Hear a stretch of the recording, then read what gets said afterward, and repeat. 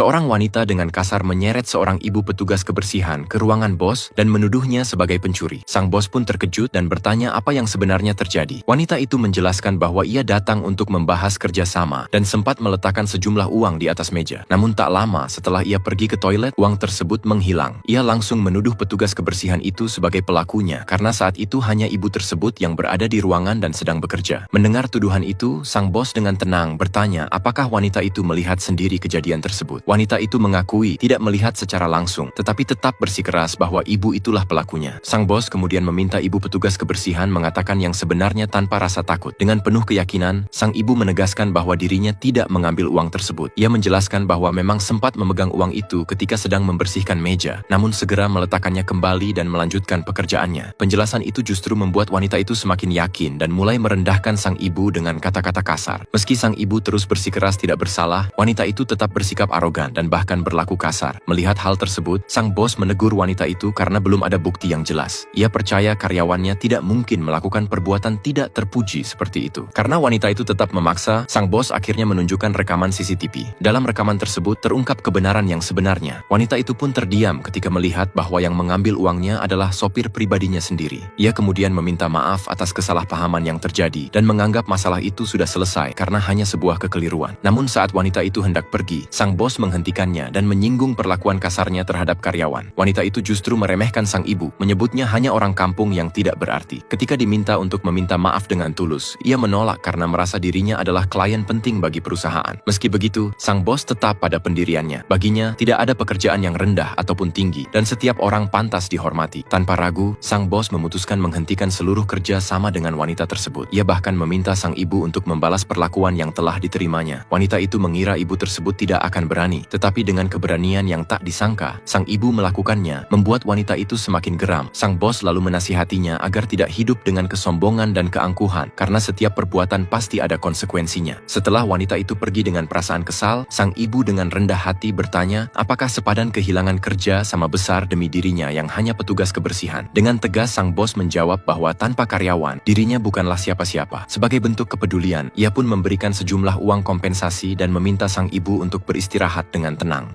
Bagaimana pendapatmu dengan tindakan sang bos?